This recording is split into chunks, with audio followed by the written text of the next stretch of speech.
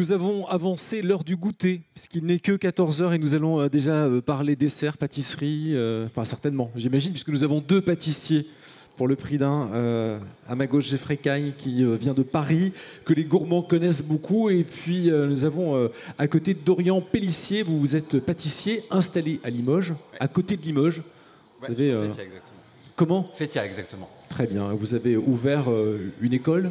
Alors, Enfin, je donne des cours voilà. pour les particuliers. Ouais, c'est ça, effectivement. vous donnez les cours pour les particuliers au quotidien, le week-end. Oui, en semaine, le soir, et puis le week-end, toute la journée. Ok. Ça marche bien. Ouais. Ils sont gourmands, les Limogeaux. Oui, quand même, assez. Alors, nous allons découvrir ensemble les produits Limogeaux que vous allez devoir utiliser et avec lesquels vous allez pouvoir imaginer un dessert. La farine de noix, auquel je rajoute de la poudre d'amande, de l'huile de noix, jolie thématique, du miel, rucher des courcelles, de la courcelle, une bière. Ça, c'est pour boire. Clairement, on va pas l'utiliser. Alors là, on s'est certainement dit que si jamais vous étiez en panne d'inspiration, on a au moins un pain d'épices à se partager. Et ben voilà, aujourd'hui, la recette du jour va être un pain d'épices, Et je rajoute des des pommes pommes et des poires. et des poires. Voilà. Très bien.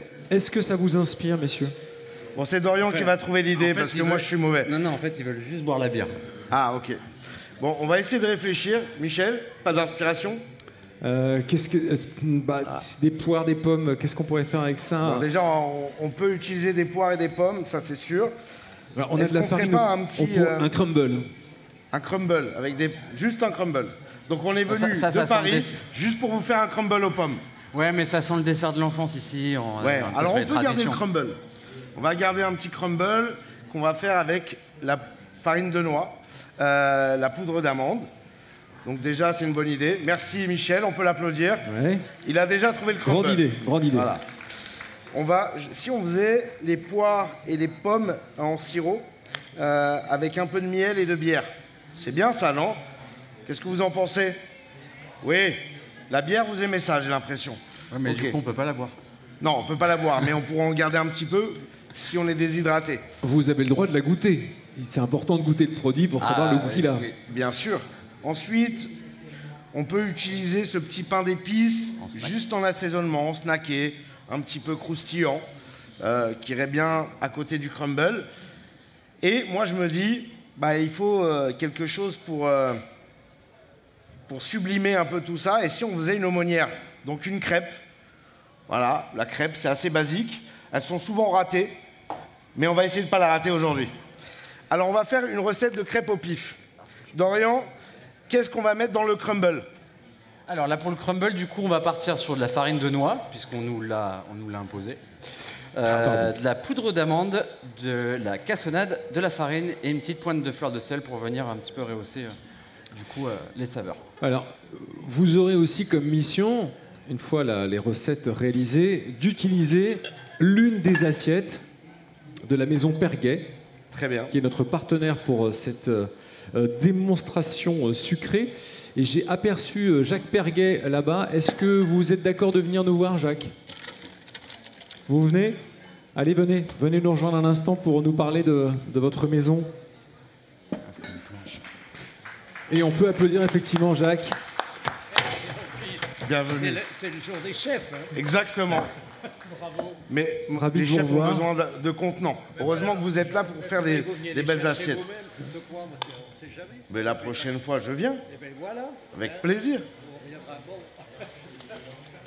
Jacques, maison historique de porcelaine que l'on croise beaucoup sur les tables de chef, il paraît. Là, vous avez été très généreux, vous nous avez envoyé beaucoup d'assiettes et quelques bols et aussi des saucières. Comme pour chaque porcelainier qui vient sur cette scène, je vous laisse représenter votre maison, puis combien de temps vous existez, et aussi la gamme que vous avez eu la gentillesse d'amener. Alors c'est un métier absolument merveilleux. Je suis arrivé il y a 32 ans dans ce métier, sans aucun arrière familial ni autre. Donc j'ai décidé de créer parce que j'étais dans la déco et que je faisais des créations de mobilier. Et je trouvais que présenter des tables à dîner sans rien dessus, c'était dommage. Et quand on était de Limoges, il fallait se lancer. Et au lieu de continuer à faire de l'importation de meubles que je continue toujours, eh bien, j'ai créé mon affaire de porcelaine avec Ensuite, ma fille est venue me rejoindre et on a créé une collection qui, a priori, commence à percer gentiment, mais on veut rester à un niveau artisanal fait main. Et Limoges nous a beaucoup aidé, et tous les Limousins, j'ai l'occasion pour la première fois de le dire devant quelques-uns d'entre eux, Limoges nous a aidés, c'est un peu grâce à eux qu'aujourd'hui on est passé de chez eux, et j'espère qu'on reste quand même chez eux, mais on est passé dans les plus grandes tables de France, et j'ose le dire, aujourd'hui, franchement, on est autour du monde. Dans tous les pays du monde, il y a un petit peu de Perguet à gauche et à droite. Voilà. Donc, la porcelaine que nous lui avons amenée aujourd'hui, il y a des choses classiques, parce que je ne connaissais pas bien l'homme qui m'a l'air formidable. Je suis allé une fois dans son hôtel. Malheureusement, il n'était pas là, autrement j'aurais eu le plaisir de le connaître. Mais on a été lui donner en même temps du classique et en même temps des formes un petit peu différentes de ce qu'il peut avoir chez nos confrères limousins qui sont tout autour. Voilà, je vous remercie. Et puis, on va goûter ce magnifique pain d'épices à la farine, attention, de noix. Exactement. Et on ne dit pas du mal des noix de la Corrèze. Avec plaisir. Allez, merci à vous. Merci beaucoup, Jacques. On l'applaudit bien fort. Avec plaisir. Et nous verrons tout à l'heure les assiettes que vont choisir d'utiliser Dorian et Geoffrey. Après, avec plaisir. Alors, Samalax, est-ce que ça détend? Ouais, ça peut, effectivement. C'est un peu satisfaisant. C'est un peu thérapeutique, là, la pâtisserie, finalement. Parce que, vous voyez, c'est... Dorian le fait très bien, il adore malaxer. On va mettre un peu de sucre. Vu que là, on est sur une crêpe sucrée, on va mettre un peu de fleur de sel. Pardon. Excuse-moi, Dorian. Je me rapproche un peu trop, j'avoue. Hop, un peu de sel. Et on va mélanger tout ça. Pour commencer. Donc, bien battre les œufs, bien les casser. Avec mes enfants, on appelle ça les crêpes au pif. On fait ça à la maison, donc du coup, ce qui est cool avec ces crêpes, c'est qu'elles n'ont jamais le même goût. Mais la recette de crêpes, j'ai comme l'impression que c'est comme le truc qu'on peut faire facilement au pif. Bien sûr, bien sûr. Donc on casse bien les œufs. Et ensuite, on va mettre de la farine. Hop. Alors là, j'utilise de la farine classique et pas de la farine de châtaigne. Parce que pour la faire au pif avec la farine de châtaigne, c'est un peu plus compliqué. D'accord ? Donc on va faire ça à la farine. Et là, on va bien mélanger. Est-ce que vous allez tout de même rajouter une part de farine de châtaigne pour le parfum? Oui, tout petit peu. On va mettre un peu d'huile de noix, surtout. Ok. Alors, on commence par vous, parce que vous êtes le plus près de moi. Alors, vous vous présentez, vous me dites le produit que vous fabriquez? Oui, c'est Cyril du Moulin de la Vicomté. Donc, nous, on est producteur de noix. Donc, en l'occurrence, cet après-midi, huile de noix et farine de noix. Vous êtes un peu le cœur de la recette. Vous faites des crêpes à la maison? Oui. Au pif aussi, ou vous suivez la recette? Aussi au pif, oui. Avec un peu de farine de noix, oui, dans la recette, oui. Est-ce qu'il y a une technicité particulière pour fabriquer de l'huile de noix? Est-ce que c'est un produit sensible, délicat? Délicat, oui. Après, là, c'est de l'huile pressée à chaud. Donc, c'est la tradition en Corrèze, Lot et Dordogne. Donc, une partie de l'aire géographique de l'appellation d'origine protégée, huile de noix du Périgord. Et il y a aussi une partie de la Charente où ils pressent à froid. Donc les goûts sont très différents, les textures d'huile peuvent être différentes selon les variétés. Et en l'occurrence, la farine de noix, c'est le complément de l'huile. Donc c'est ce qui nous reste dans la presse, qu'on remet en poudre et qu'on tamise. Et là, j'ai proposé de l'huile qu'on appelle adorée. On est au maximum de température dans le chaudron que permet le cahier des charges de l'appellation d'origine protégée. Et la farine de noix, elle aussi, elle peut avoir un goût plus ou moins torréfié en fonction de ce qu'on fait pour l'huile. Donc là, j'ai proposé une huile huile et farine qui sont pas trop torréfiées. Mais on pourrait avoir et j'en ai sur le stand, des goûts beaucoup plus prononcés. Et en l'occurrence, au Moulin de la Vicomté, on propose en fait 3 nuances de chauffe. On s'est amusé un peu sur les noms. On voulait la couleur des huiles. On est Alloré de la chauffe, la dorée avec une apostrophe et la mordorée pour la plus grillée. Et est-ce qu'on peut cuire avec l'huile de noix? À basse température, oui. Ok. Donc jamais dans une poêle chaude mettre de l'huile. Non, par contre, ce qu'on fait, c'est un peu le pays aussi. Sur du magret de canard, par exemple, on va cuire le magret L'arroser. dans sa graisse. Et dans les dernières minutes, on met de l'huile avec le sang et la graisse et ça fait un jus qui est très bon. Et on fait aussi, nous, des gâteaux. La recette signature, entre guillemets, de nos filles, c'est un marbré. Parce que la farine de noix, elle prend la couleur du chocolat à la cuisson. Donc on a un marbré 100% noix et on a la recette au dos de nos sachets. En tout cas, franchement, vous n'avez pas l'odeur, mais ça sent très très bon. Merci beaucoup. Alors vous, quel est votre prénom? Explique-leur. C'est Pierrot. Oui, vas-y. Qu'est-ce que vous fabriquez? Moi, je suis paysan glacier, du coup, je produis mes fruits et mes plantes. On va mettre ça au four. Et c'est juste après, du coup. Alors oui, non, il n'est pas encore découvert. Et heureusement que vous êtes venu parce qu'en plus, bah oui, Geoffrey, Dorian, il y a un autre produit que j'ai oublié de vous donner. C'est un sorbet qui est dans le congélateur. Imaginez bien. On va le manger. Voilà, bon, Hein on peut au moins le goûter. Oui, on va Donc, voir. hop, sorbet acacia. Donc vous allez récolter les fleurs avant de faire le. C'est avec des fleurs fraîches, ouais, du coup. Est-ce que les Limoujous mangent beaucoup de glace? Ça dépend de la température. J'ai l'impression que c'est un produit qui fonctionne bien en ce moment. On voit beaucoup de glaciers émerger sur les dernières années. Et vous, qu'est-ce que vous faites? Donc Éric Dufour, moi je suis apiculteur au rucher de la Courcelle. Et donc je vous ai amené un miel de Bourdaine et un pain d'épices. Donc le miel de Bourdaine, c'est un miel typique limousin qu'on produit sur la montagne limousine autour du lac de Vassivière. Donc c'est un miel qui est très parfumé, qui a des saveurs légèrement caramélisées et qui est vraiment typique de notre région. Pardon. Et le pain d'épices, du coup, fait avec notre miel et des produits locaux, farine locale, lait de la laiterie des Failles. Voilà. Bon, je pense qu'il va. Geoffrey, Oui, on aurait peut-être goûté le pain d'épices. Non, on peut pas le je vais goûter. le goûter juste Ouais. après, mais t'es pressé? Oui, j'ai faim. Oui. Merci beaucoup à tous les trois. Je vous laisse repartir et puis si vous avez une petite faim dans une demi-heure, je vais vous repasser. Normalement, on devrait avoir quelque chose à manger si tout se passe bien.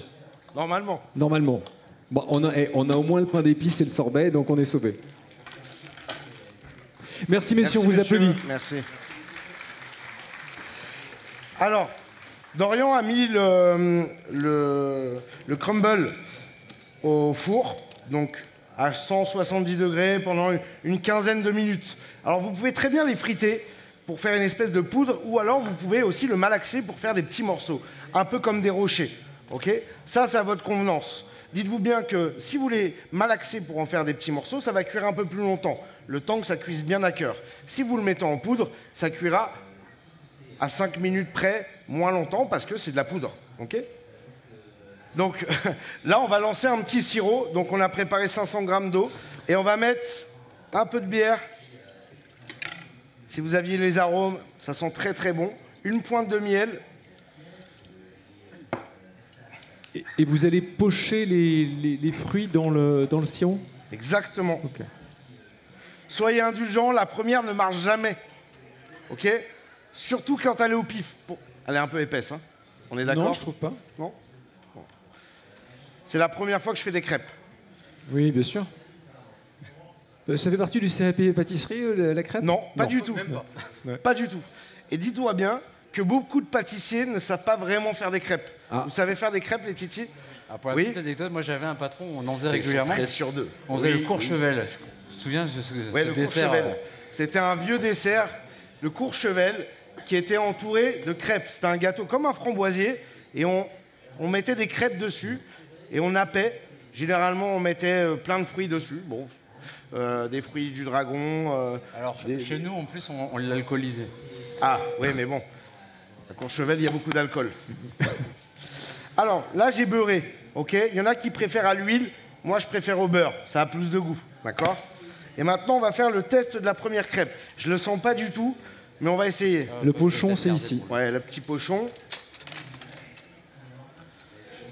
Il faut que la poêle soit bien chaude et on va tester la première. Bon, ça manque un petit peu de... Ça manque un peu de lait, hein, je vous le dis. Hein. Elle va être un petit peu épaisse, la première. Ouais, mais la première C'est est pas toujours très ratée. grave. Hein? Après, il faut pas qu'elle soit non plus trop fine si vous voulez pouvoir Non, c'est travailler vrai, c'est sûr. l'aumônière. Me demandez pas de la faire sauter, j'ai jamais réussi. Qui sait faire sauter Des crêpes. Ah, les crêpes? est-ce que vous voulez venir essayer? Venez. Ah bah si, il faut venir Qui maintenant. c'est qui a... Ah bah oui, là, Qui c'est? Allez, venez, venez, venez. Allez, venez. venez. Venez. Ne vous faites pas prier, venez vite. Voilà, et vous, voilà, on peut l'applaudir. Vous faites le tour. Faites le tour par là-bas. Vous rentrez par l'arrière-cuisine. Alors, vous n'avez pas l'odeur, mais on est pas mal. Ouais, on est bon là. Les fruits. Ouais. Ça, c'est la petite technique. Pour refroidir la crêpe. Ouais. Et le bonhomme en même temps. Mais je vous montre. Mais après, je vais peut-être me louper aussi. Hein.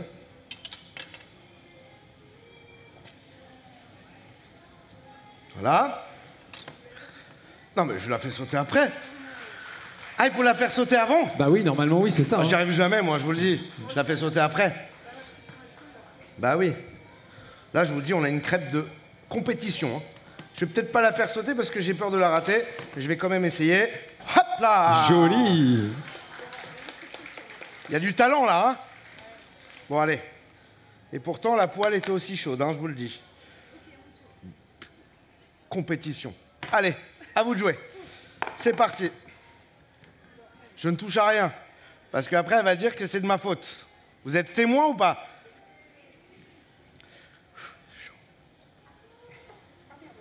Ah, il y en a trop. En fait, vous avez vu, Jeffrey, il secoue la poêle pour faire... Il y a un gros trou au milieu. Hein. Bon, ouais, tout petit, tout petit. Bon, il faut peut-être la remettre sur la poêle à un moment pour que ça cuise. Hein. Voilà. Oh, j'ai chaud. Ouf.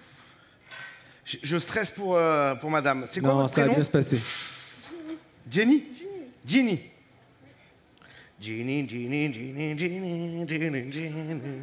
Je sais pas, je la connais pas non plus. Ça va bien se passer. Moi, je me sens oui, bien. moi, je la sens très très bien. Ouais. Par contre, vous avez le droit de faire comme Jeffrey. Hein. C'est-à-dire que vous pouvez la décoller une première fois avec les mains et ensuite la faire sauter. Faites attention, ça brûle. Hein. Non, ça brûle pas là. Je pense que vous pouvez la prendre avec les mains. Hein. C'est dur parce qu'elle est évasée, la poêle. Vous brûlez pas, hein.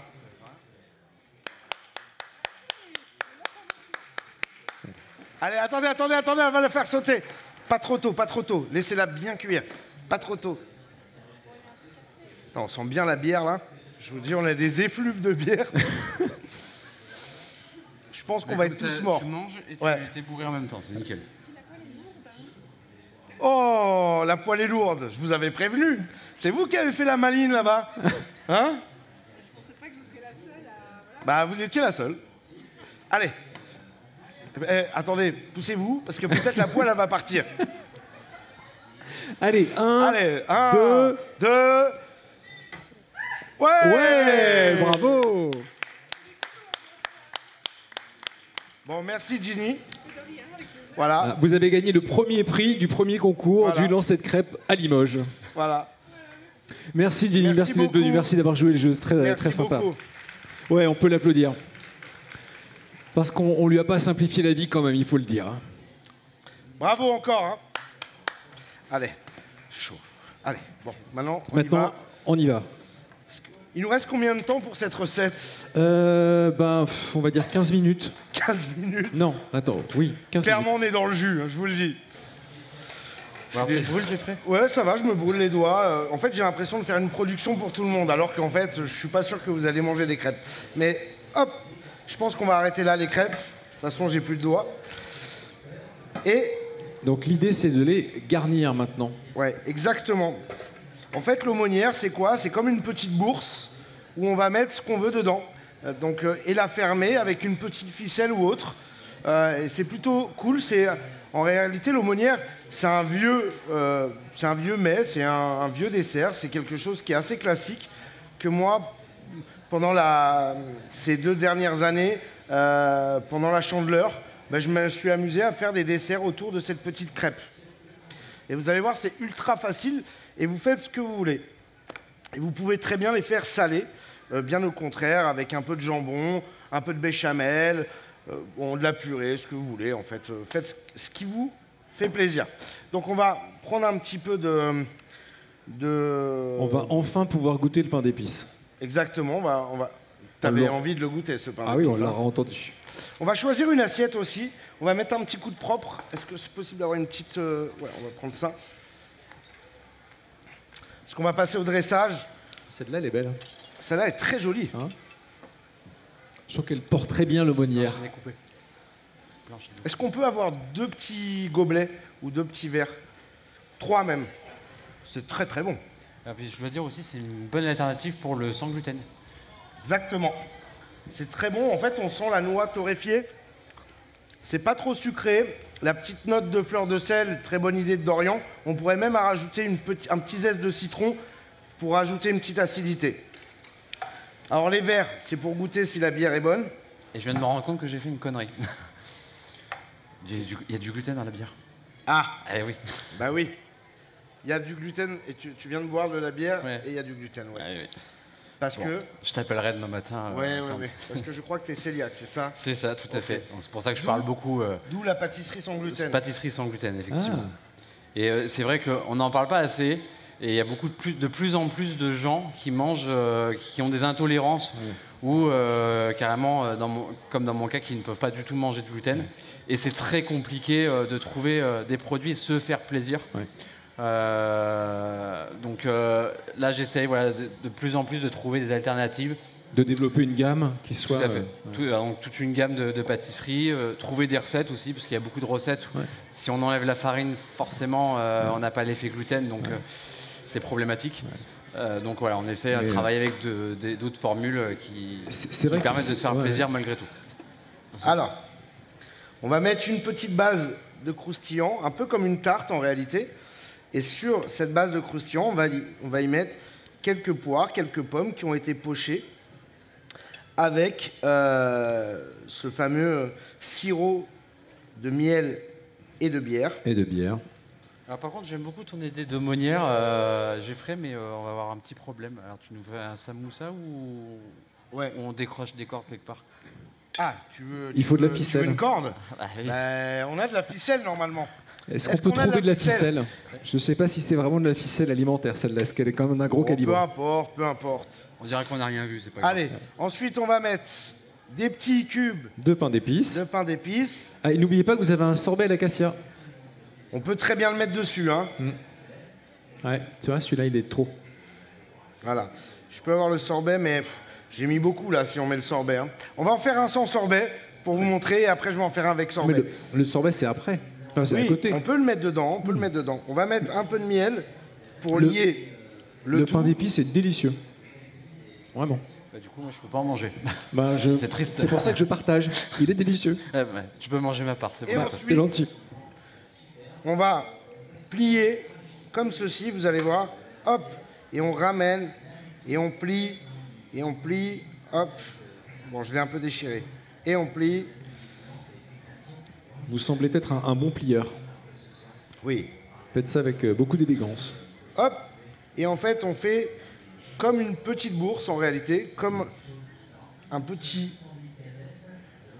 petite aumônière. Ah, tu me les as coupés trop, je pense. Il me faut plus long. Ouais. Faut laisser un peu de longueur. Voilà. Tac, vous prenez une petite ficelle et vous venez comme ça, fermer.